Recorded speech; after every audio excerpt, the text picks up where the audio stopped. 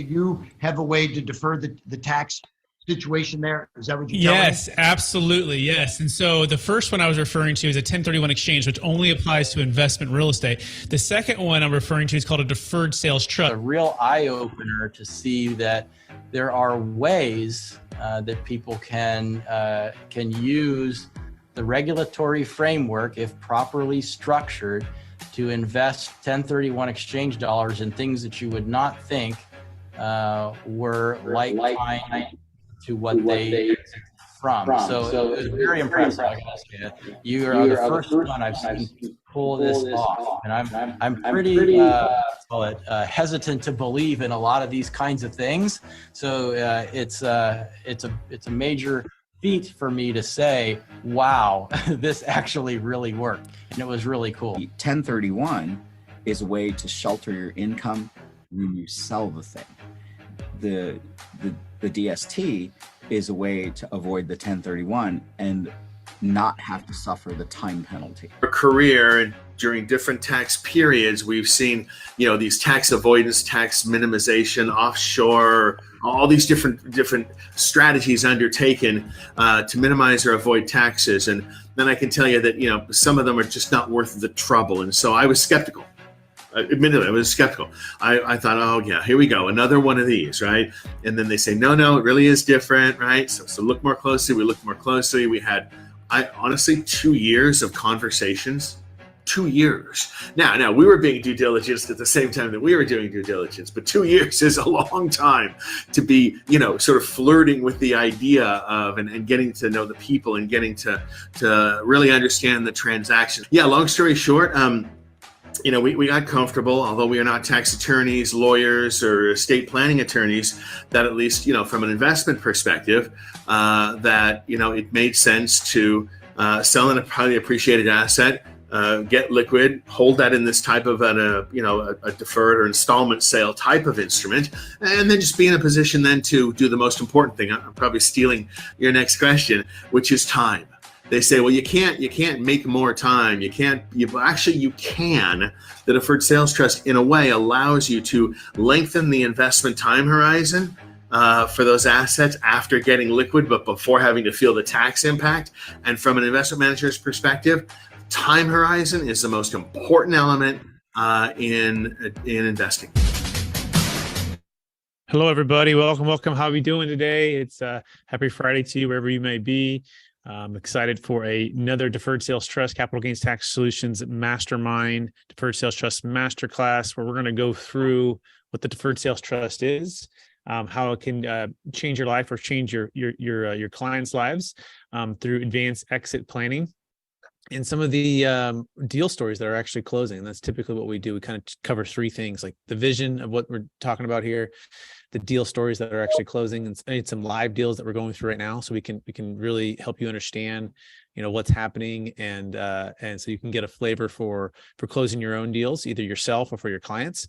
Then we also open it up for questions for anyone who might have questions, and so we have a couple beliefs around here, and one of them is that most high net worth individuals and those who help them, they struggle with clarifying their capital gains tax deferral options, and not having a clear plan really is the enemy, because if you don't have a clear plan, it's hard to know what to do when you go to exit such a highly appreciated asset. Our minimum deal size, by the way, is $1 million net proceeds, $1 million gain. And oftentimes people are finding us in the 11th hour, the 12th hour. They are looking at, closing soon. They have a huge tax liability, and they're not sure, if this thing is real, if this thing is going to fit their needs, if it's going to solve their pain, if it's going to move them towards what they're trying to accomplish with the purpose for their wealth. And so our goal is just to try to be as transparent and as helpful as we possibly can with what we know, and what we've been able to accomplish for our clients, and so that you can too feel confident about this, and so you can create and preserve more wealth and not get hammered by tax. This tax is a large amount, right? Depending on what state you live in and what kind of depreciation you've received on the asset that you're selling, it's 25 is typically pretty much the minimum of the gain, 25%, up to much as 50%.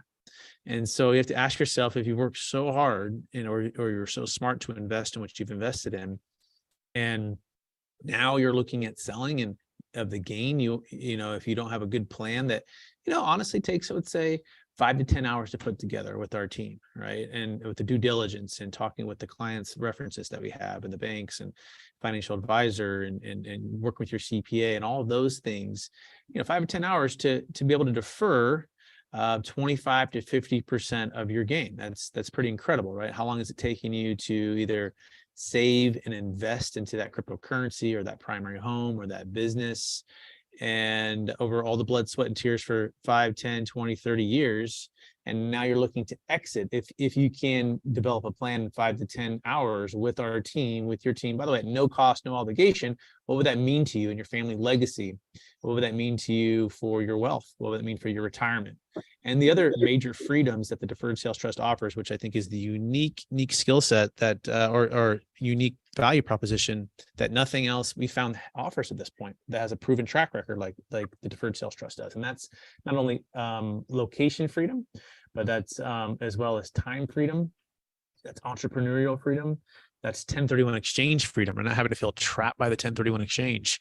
That's you probably have already achieved some sort of financial freedom if you're selling highly appreciated assets, but you may not have the time and the energy to enjoy it because you're in the business or you're in the real estate or the real estate is really highly appreciated, but your cash flow is not as sufficient as you'd like it to be, right? And so you're looking for ways to harvest that gain. You're looking for ways to replant that equity, and you're looking for that cash flow perhaps to increase. And our average deal, we're increasing cash flow by 30, 40, 50% or more. So if someone has, let's say, $100,000 of cash flow currently with their asset, with the Deferred Sales Trust and the way we're able to diversify and increase the cash flow, sometimes it can be as high as $150,000, right? Which is pretty awesome, right? You can sell something now that perhaps is taking up your time, energy, your stress, and it's limiting you to a location, it's limiting you to a business, it's limiting you to an investment, and now you can diversify that, increase your cash flow. And so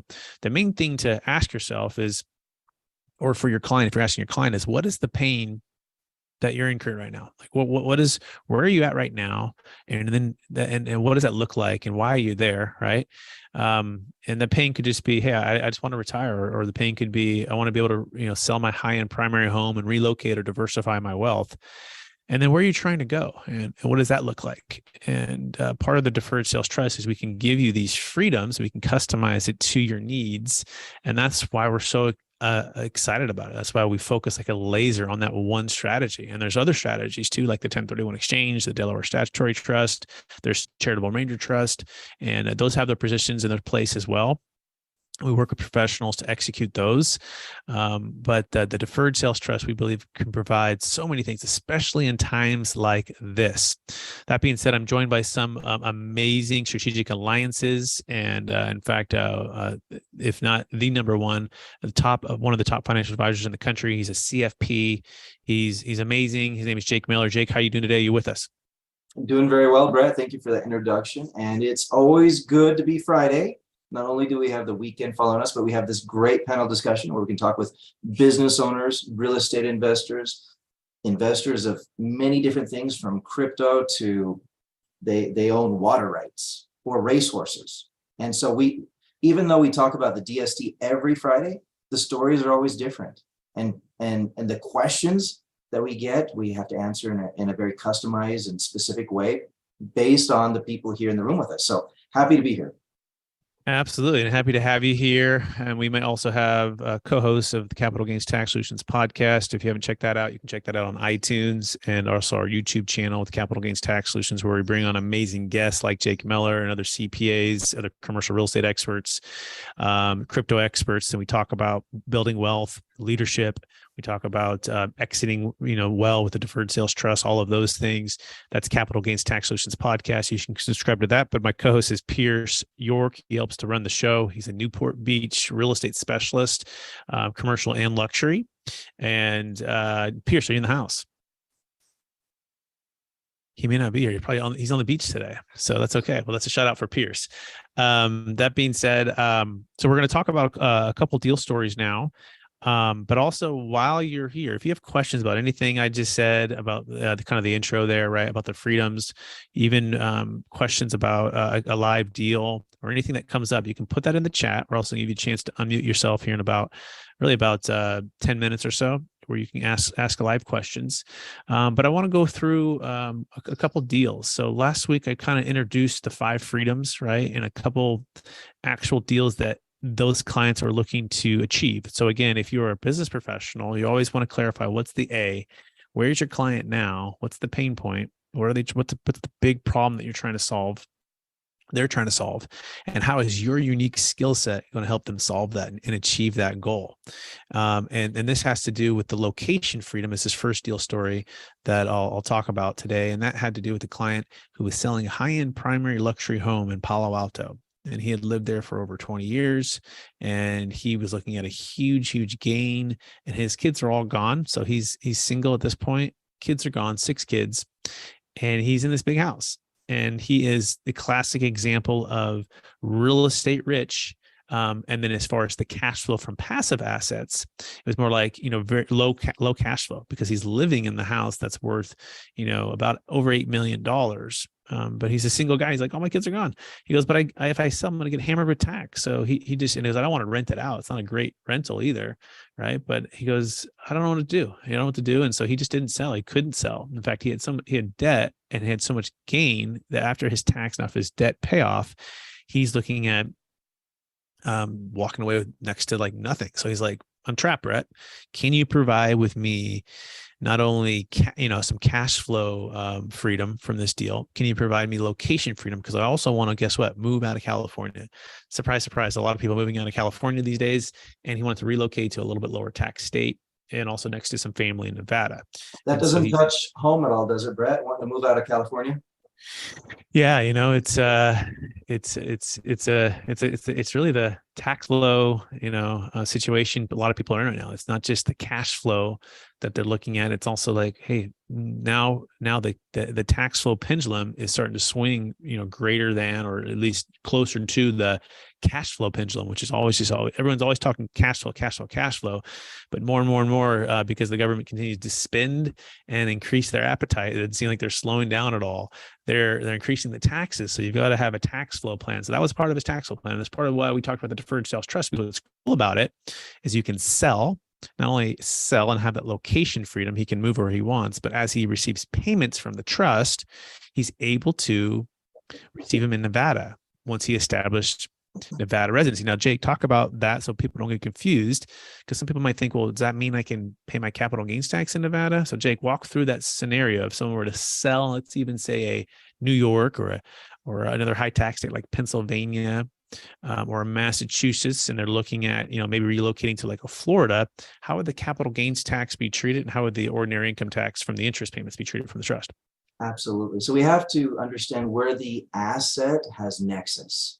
So if it's real estate, like a personal residence or a multifamily, what have you, in the state of California, and even though you're moving somewhere else, or you might live somewhere else, but the properties are there, California will reach back at any time in the future when that transaction actually is taxable, whether it's now or down the road or whenever, and they'll say, hey, that happened in my state and you owe me my piece, right? And so if it's capital gains, that's, highest capital gains tax rate right now is 20%. Some assets are also taxed the Medicare tax, or the Obama tax, as it's commonly known, which is an additional 3.8. And then the states, so should it be a California property again, the states oftentimes don't recognize more preferential capital gains rates. They'll tax you at their state income rate. And so in the state of California, that could be as high as 13.3%. So you've got the 20 plus the 3.8 plus the 13.3. That's a lot of tax, which is obviously why we're here today, for those individuals that have a transaction over $1 million and the tax paying is sufficient to maybe look at other alternatives. They utilize the Deferred Sales Trust so that net of attorney fees, rather than net of taxes, they can reinvest the bulk proceeds of the asset. Perfect. Great answer, Jake. That was precise, right? So the key is, what state are you residing in when you sold the asset? What was the nexus of the asset, right?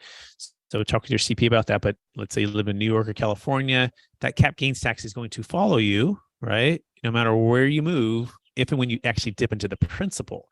Now, structurally or strategically, that we mostly structure our deals with the principal staying intact. We call that the golden goose. And it's going to lay the golden egg. The golden egg is what? The interest. What is the interest payment? Typically about 5 to 8%. So let's say on $1 million, 5% is about 50,000 of interest payments.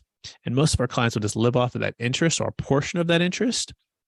And they'll pay ordinary income tax. But let's say they move to a state like Florida or Texas or Nevada, where there's no state income tax, they're able to save some on that income tax. That's pretty cool, right?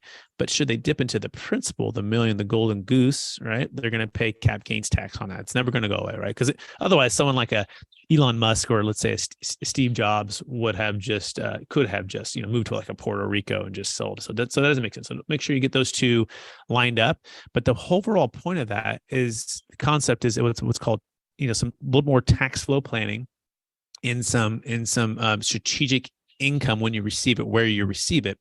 The other thing to notice as well, we have clients. In fact, Jake and I would just close a deal out of Florida. It's about an $8 million sale for a healthcare company, very successful doctor, and she's going to be staying on with the company for a couple of years. And this is called an earnout. This is very common for large merger and acquisition deals where the founder or the owner of the company, they say, hey, we need your expertise. We need you to make sure that this thing actually goes the way you said it's going to go on paper.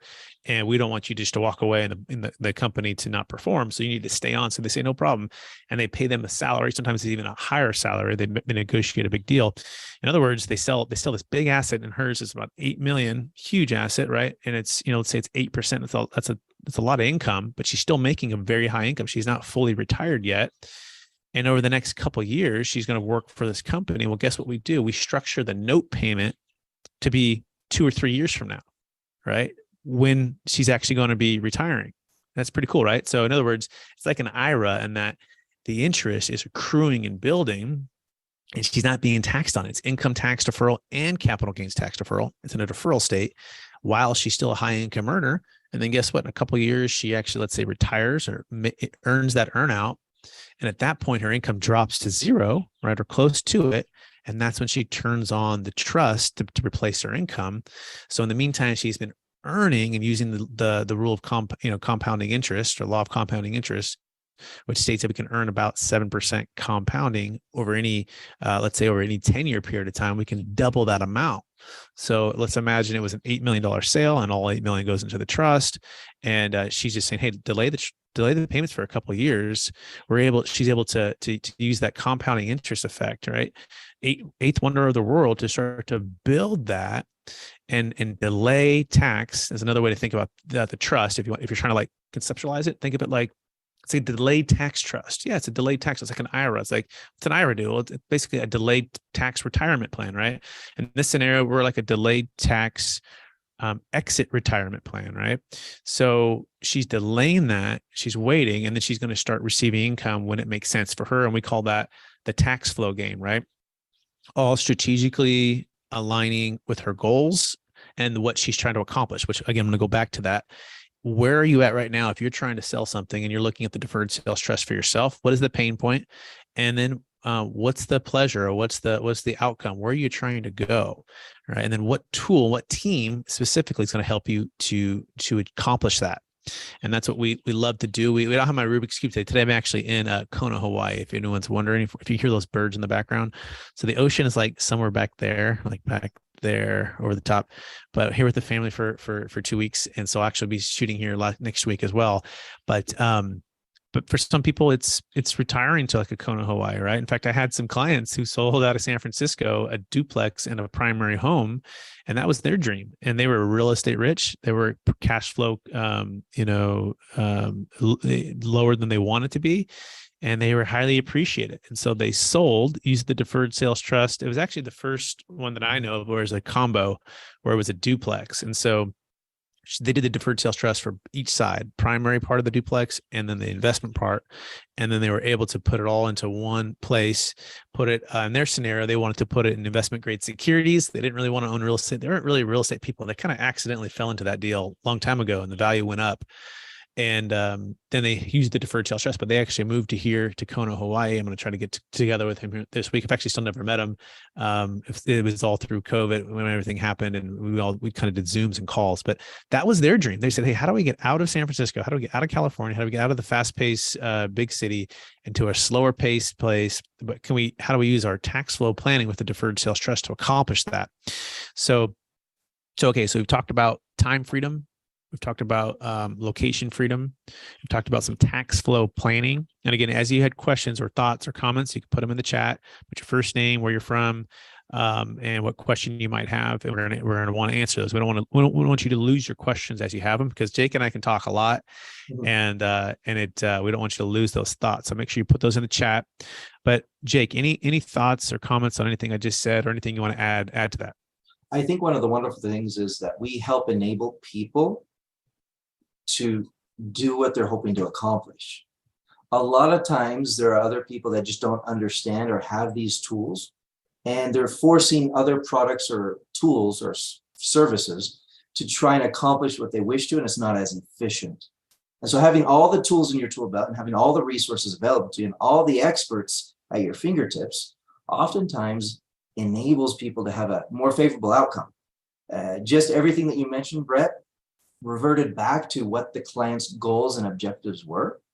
And the deferred sales trust was just a tool that enabled them to do it more efficiently from the tax flow as well as from the investment rate of return. Excellent. So let's talk about another one. It's entrepreneurial freedom, because you might be here and you're saying, well, Brett, I'm not looking to retire to Kona. Like I'm actually doing really well as an entrepreneur and with my income, and I don't really want to be passive. Like I actually want to be very entrepreneur and active. I want to buy and own real estate of my own, develop a new business, to have a startup company. Well, guess what the deferred sales trust also gives you? I mean, you can be completely passive and retired, but you can be very active, right? And entrepreneurial. So I call this the entrepreneurial freedom. And I think this is so important to understand this concept. In fact, without this entrepreneurial freedom, I wouldn't even be here. I wouldn't have launched on capital gains tax solutions. And I would think I would still just be, selling commercial real estate, doing just traditional 1031 exchanges, maybe doing a few Delaware statutory trusts, and that's all great, but this fact to be able to be entrepreneurial freedom changes everything. And I feel like this is what makes it go from Blockbuster to Netflix. Blockbuster being kind of the old way of exit planning and giving you, some good outcomes. Like a 1031 exchange gives you some really good outcomes in the sense that it can give you a tax deferral, and you can get what's called a stepped up basis upon death. And that's great, but it's only with investment real estate. And it's only within 45 days to identify, 180 days to close, and you cannot diversify into other types of assets, and you can't diversify either, right? And that's part of the challenge, which a lot of people are facing right now. They're looking at these 1031 exchanges and going, "This makes zero sense. My interest rate was 3.5 a year ago, and now it's like 6." And these cap rates aren't necessarily adjusting because sellers, they're like, "Well, I don't know where to go either if I sell." And that's where the deferred sales trust is we believe it's created for a time like this, a time of transition, a time of still highly appreciated assets, and a time when people are looking to get some diversification, getting some debt freedom, have a chance to lower their risk, a chance to just take a breath and wait, to dollar cost average into companies. By the way, the stock market's kind of maybe on a discount right now, and real estate we think is going to be going on a discount. I'm already hearing people are saying there's more and more opportunities opening up. Deals are starting to sellers are starting to come around, and we think 2023 is going to be one of the best opportunities to buy commercial real estate, because you're going to have a lot of people that have debt that's going to reset, or that's going to be in a situation where they're going to need to refinance, or banks, and the way they have these covenants and the way they have certain protocols for their loans, that people have been overpaying for really, I think the last 24 to 36 months, people have been overpaying for properties. Now the tide's coming out, and like Warren Buffett says, they're going to say, who's been skinny dipping, right? And then these opportunities are going to come up. So all this being said, the deferred sales trust is perfect, because not only can you sell, but you don't have to do the 1031 exchange, but you can be an entrepreneur again. You can get all of your cash on the sideline. I picture it like Shark Tank, Jake, where we're all sitting here. And I say we, I mean like all of our clients and ourselves, right? And we've got the leverage, right? We're sitting on this side of the table because we have the deferred sales trust. And now we can be the entrepreneur that the people are lining up, the deals, and they're saying, hey, buy my deal, invest in my thing. And we can say, yeah, we've got the opportunity to do it because our funds are liquid, they're diversified, and they're ready to go. And those deals are going to be business deals. They're going to be real estate investment. They're going to be crypto opportunities. There's going to be startup opportunities. So Jake, talk about the deal that we did for our client who worked for a tech company and sold crypto, and how she was able to use the entrepreneurial freedom of the deferred sales trust to accomplish her goal. Absolutely. And again, this comes back to what does the client want to have accomplished, or what are they dreaming to be able to do, but sometimes don't realize that it's possible. And this is exactly this client's story. She worked for Google, and for a very long period of time was very happy and content to be on the software side, doing her job, going to work every day, punching in the time clock, doing their thing, right? And then one day she realized that having been 13 years ago, she put a substantial amount, like 50,000 into Bitcoin, and it had gone up to 50, and 50 meant 50 million. She decided that she didn't need to work at Google anymore. It just wasn't a need. And she didn't have a passion for it. She did have a passion for a few other things. She sent out an investigator to find what would be the most efficient way to help her sell out of crypto, sell out of Bitcoin. And this investigator found us. After several different discussions, we found out that she also had a passion project that she never thought she'd be able to realize. But because of us being able to defer taxes, she was able, not when it was at its highest point, but a little bit before, because we weren't being greedy, right? She was able to liquidate some of her crypto when it was sufficiently high, and have enough money put into investments that produce dividends and different things that allow her to have a monthly income. Meanwhile, investing with a high school best friend in a passion project that also has a cash flow. It's an application that helps students in India who are behind in school catch up. And it's doing very, very well. And that is something that she felt like she just could never get to because she'd have to pay taxes on everything now. But with the Deferred Sales Trust, we were able to help her pay attorney fees at a very minuscule amount, and then invest everything else, and have enough left over to invest again in her friend's project that not only is kind of like a community impact, but also it's an investment opportunity. And so we were able to help her accomplish goals that she didn't even think were possible. And we were able to do that because we addressed what her needs were, and we helped her accomplish things not only from a rate of return, not only from a cash flow, but also from a tax flow perspective. So well said, Jake. And so that is the entrepreneurial freedom. Does it work for real estate? Yes. Does it work for ground up development real estate? Yes. What can't the deferred sales trust invest in? Really just can't invest into something that's personal for you, meaning like a primary home or your boat or your car that you're going to be using on a personal. I mean, you can take a distribution from the trust and pay your tax, right? And go ahead and just buy that, and that's your money. And we always, we could structure it to pay you. Like that's totally fine. But if you want to remain tax deferred, as long as it's a business venture where you can be the active GP on that, building that property, and the trust can come in as a silent joint venture partner. This is how we structured that particular deal, where otherwise she exited about 5 million of crypto and was able to put a large percentage of that into a startup company, right? So we call it the go fund yourself, or, instead of having to get a bank, or get another investor, the trust itself that owes her the money became the investor, a silent joint venture partner. And so we structured the deals to be able to make it as entrepreneurial free as you can. And then her scenario, she's in California. That's a huge tax. The tax deferral was about 1.85 million. Okay. So that's the beauty of this. So we're using the government's money, by the way, that's owed to them to invest into something that's going to create more jobs and more income and more tax revenue as well. So that's how they went on this, if you're wondering. And by the way, track record for the Deferred Sales Trust, 26 years, thousands of closes, billions under management, over 20 no change audits, formal and individual audits, all tens of thousands of tax returns, batting 1,000. There's lifetime audit defense that's provided. It's all there. It cost about 1.5% to set up. So back to Jake's point, the small percentage, let's say you had $1 million exit, cost about $15,000 to set up on a one-time fee basis.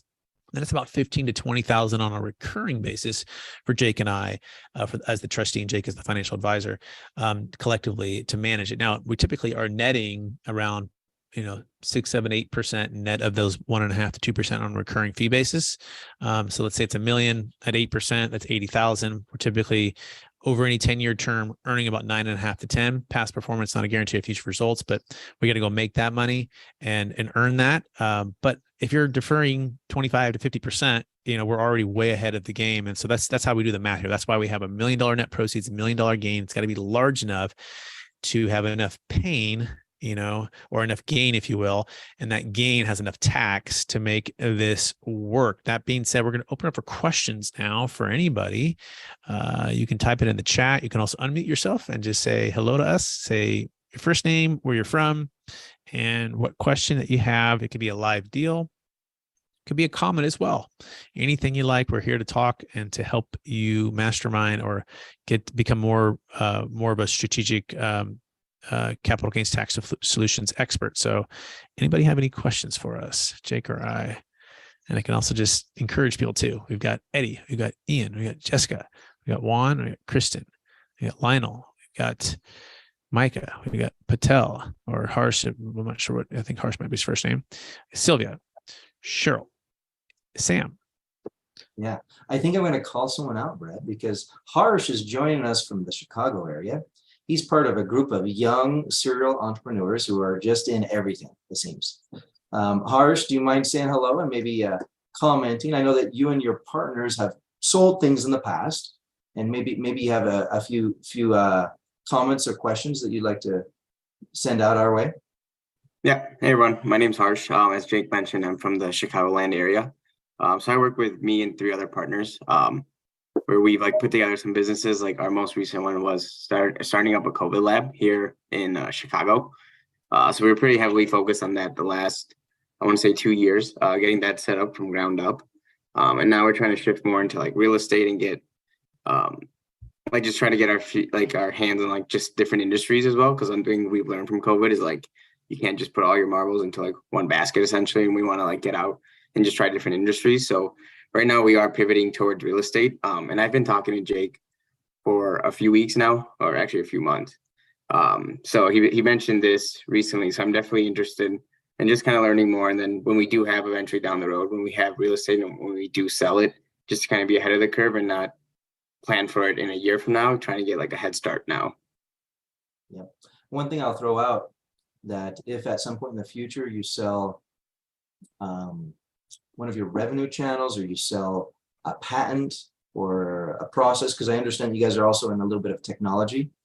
There's a lot of different ways that you can, when there's a capital sell, benefit from the Deferred Sales Trust. You have to have an eligible transaction to begin with, but once you have funds inside of a Deferred Sales Trust, you kind of go fund yourself after that, in the sense that you use the Deferred Sales Trust to joint venture with you in a number of new projects. And it becomes an efficiency tool, allowing you to have more power and control over the tax flow going forward. So keep that in mind as your business grows and develops, and you add more, or if you ever decide to sell some of it off because it's the right time, this might be an opportunity for you. Okay. Cool, Harsh. Thanks for sharing, man. Congratulations on getting that business up and running and going, and have an opportunity to exit at a good price. So if and when you need us, we'll be here, and keep it heading to you. So you get that you're doing a good job for planning right now, right? Most people aren't planning or looking at it until they're, unfortunately, 30 days out, right? And we're we're all running around a little bit with our hair on fire, but we always can deliver, right? And by the way, people might be wondering too, what is the last moment? When is it too late to set up a deferred sales trust? Well, technically, it's when the buyer has removed all contingencies and there's nothing else prohibiting the buyer from compelling the seller, called the binding commitment test, from selling the asset. That means it's too late unless you're selling an investment property, and then you might be going to a 1031 qualified intermediary, and that opens up 2 other windows, basically day 45 or day 180, depending on how what you've identified and where you're at in that process. So ideally, you set it up well before you even go into contract, or you list it to sell, or you're entertaining offers, right? That's ideal. And by the way, we work on a conditional basis where we set it up and get everything ready to go. And for some reason you find a 1031 or you decide not to use the deferred sales trust, no problem. You don't owe us anything. But technically we need to set it up prior to. The worst calls we have is when people are hey, I just sold last week. Oh gosh, I just found you. I've got $1 million in tax. Can I still set it up? And I'm like, so sorry, you can't. Right. In fact, I had a call yesterday from New York and they're like, yeah, we're closing on the house tomorrow. I'm like, tomorrow? They're like, yeah. They're like, can we use the deferred sales trust? I go, is that a primary? They said, yeah. I said, sorry, you can't, right? We can't help you. Had you been a 1031, you could send your funds to a qualified intermediary, and then we could, on day 45, use the deferred sales trust. And so that is kind of the timing aspect there. So be with us early, connect with us like you're doing now, Harsh. I think it's great. So that's the timing of the deferred sales trust. Who else might have any questions for us? Maybe Sam, maybe Kristen. Hi, Kristen. Nice to see you.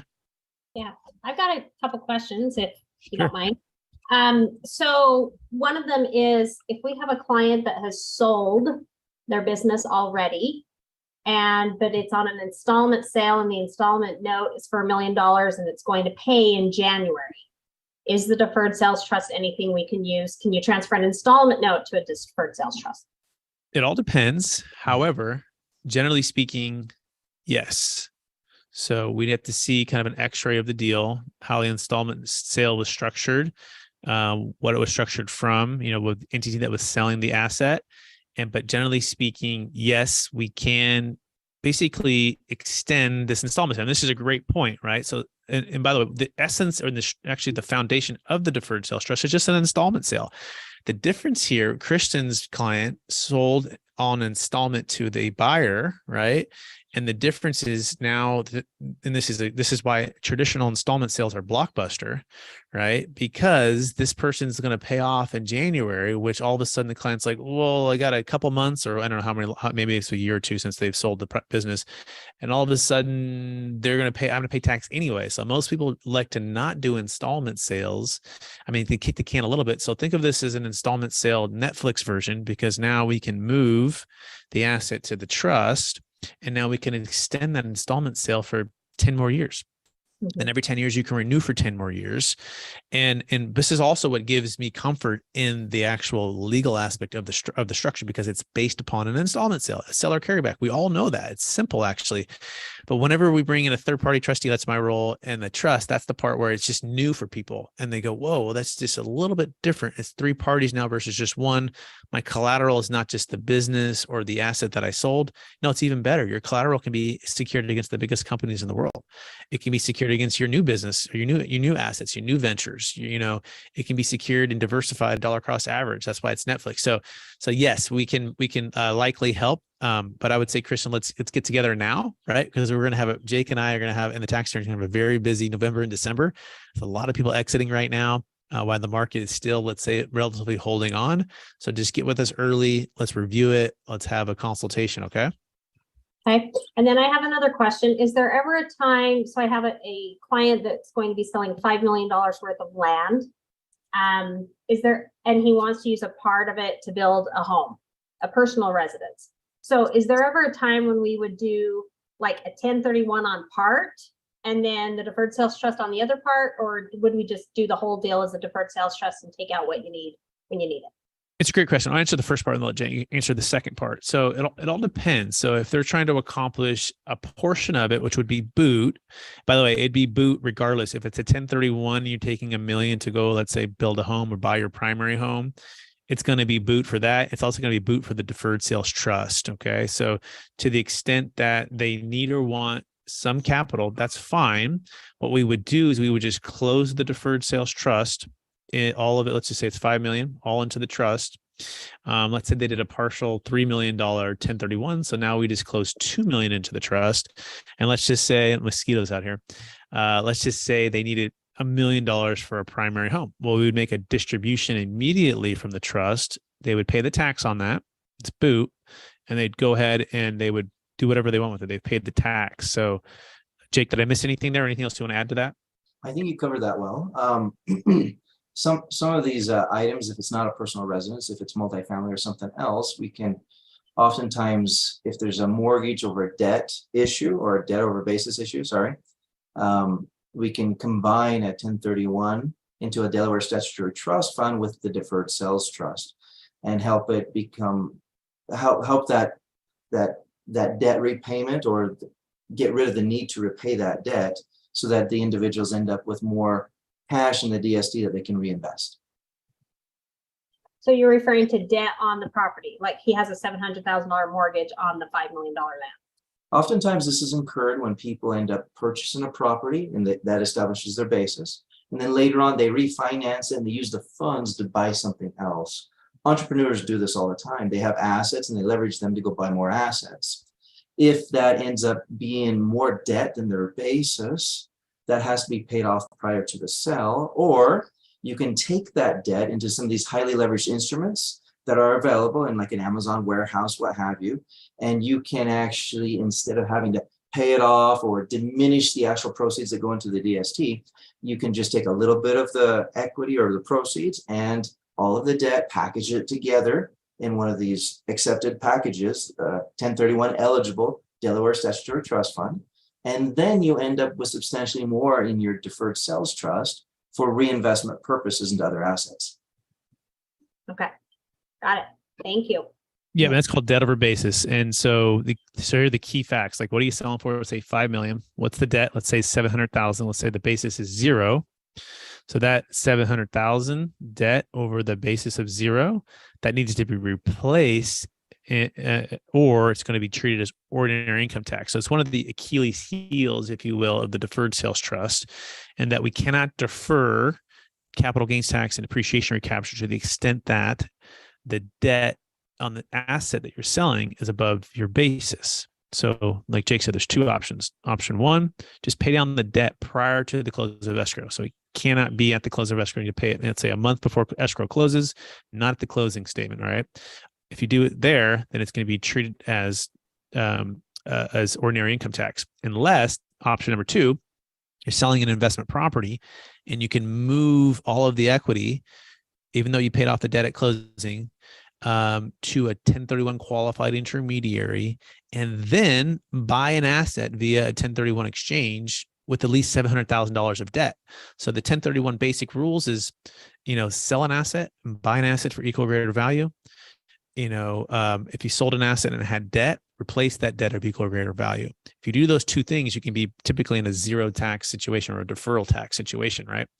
And so we can combine those. So there's times where we do these Delaware statutory trust deals that have sometimes very high LTVs. By the way, there's a shortage. If anyone knows of any 0 coupon deals out there, let Jake or I know, because we can't find any right now. We have clients that are chomping at the bit to get into 0 coupon deals that are typically secured against Amazon warehouses that have a very high, or Ford Motor Company, a big company, high LTV, meaning they have like 85% leverage. And so then you're able to use these Delaware deals, like a 15%, let's say, down payment to replace that $700,000 of debt. So in this scenario, 15 on $1 million would be 150,000. So I would say maybe like, I don't know, $80,000 or so would be the equity required to replace that debt. So this is kind of a Rubik's Cube deal, Kristen, and we're happy to go through it with you and your client to make it make sense.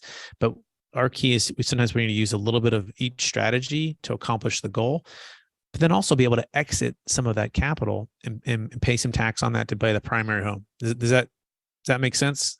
Yes. So we do have, Brett, another opening or window, so to speak, where there's another fund that's highly leveraged up to 78%. This is good news. However, it is predicted that since it's only receiving 30 million, it will only last 3 weeks and then it'll be fully funded. So if you have that, Jake, let's talk right away, because I have a gentleman yesterday. He's got 3.7 million at a QI right now. He's got $4 million of debt to replace. In scrambling, we have until the 1st of December to identify. So let's talk immediately after this. Okay. Sounds good. Because again, that 30 million is going to be gobbled up by other people. they predict in less than 3 weeks. So we can do it in 3 hours. Like I told him just to get everything ready and we're gonna go because he Sounds has good. a big challenge. All right, Christian, those are great questions. Any more, by the way? We can keep going. Harsh, if you have questions, Sam, Eddie, don't be shy here. Like we're here for. We have just 10 more minutes, and then we will wish you guys a great rest of your Friday.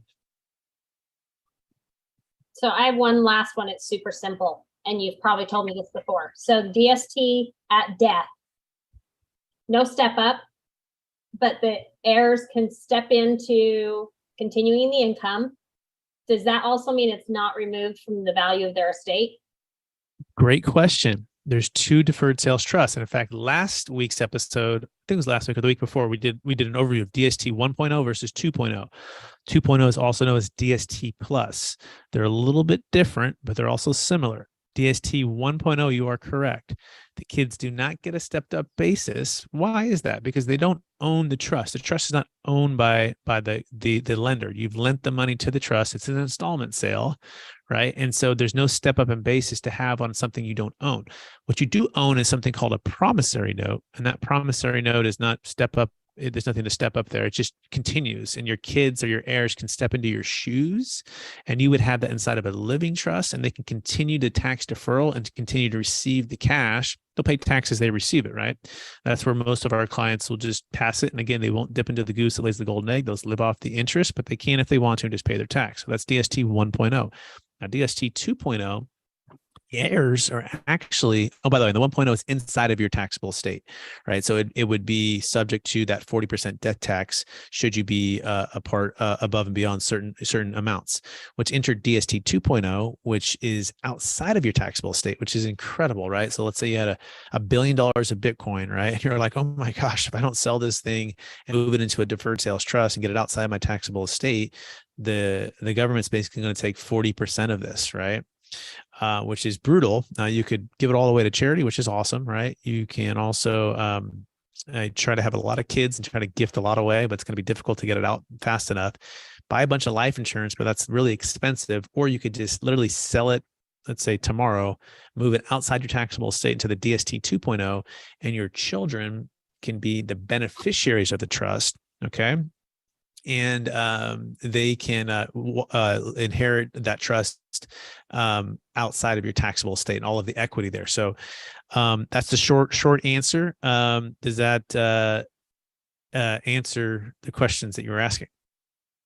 Yes. So the 2.0, that's not under a different tax code, or it is. It is. Okay. Yes. That's why it's outside the taxable estate. It's different than 453. That's like the NDA one, right? That you would sign and we would go through and you bring the client to the table. And by the way, sometimes clients are doing 2 DSTs, the 1.0 and 2.0, based upon, again, their A and their B. A is where they're at and B is where they're trying to go. A is their pain, B is their legacy and their purpose and what they're trying to do with their wealth. And sometimes we're doing 2, 2 trust for one single person or a married couple. And then you can sell, by the way, multiple assets into each trust. So you could have 5 that go into the same DST 1.0 and have another 6 that go into the DST 2.0. So these are all be different promissory notes, and they would be part of those 2 trusts. All right. Perfect. Thank you. You are welcome. Great question. Does anyone else have questions? We have about 7 minutes remaining. That's okay if you don't. We encourage you to go to capitalgainstaxsolutions.com, schedule your one-on-one consultation, download my free ebook, as well as go to strategictaxsolutions.com to get with Jake and to connect with him and to meet with him. He and I are happy to help each of you one-on-one if you're listening to this on a podcast or a recording. And we're happy to go through your scenario. Just have to have $1 million net proceeds. $1 million gain is the minimum. As well, Jake, any last words for our wonderful guests that were with us all hour? No, just enjoy your weekend, enjoy business, and just know and understand that getting into business is as important to be organized as you get in as it is to get out. So as a planned exit strategy, the Deferred Sales Trust can help you manage not only your return, your sales price, but also your tax flow and what you net bring home. And that's kind of the most important thing, if you're a serial entrepreneur and you want to bring it home to reinvest it right away, that's what we're best at doing. And next week, we're going to dive into even more of that, like the details of that, because that's like, we kind of talked about the outcomes, what you can do. Jake and I next week will actually go into even more details on being that entrepreneur and some strategies that we've had clients use to execute their business plans, right? And then what that actually means for the returns, right? Like, what does that mean if the trust out earns X, or if I increase the value of that new business venture by Y, and how would that flow back to benefit me versus benefiting the trust, and how does that all work? So come back next week for that part of the masterclass of the Deferred Sales Trust, and appreciate everyone out there. Please invite somebody, bring them here. We love to connect with more people, and we so appreciate everybody. And we'll talk again soon. Bye now. Thank you. Bye-bye. Thank you.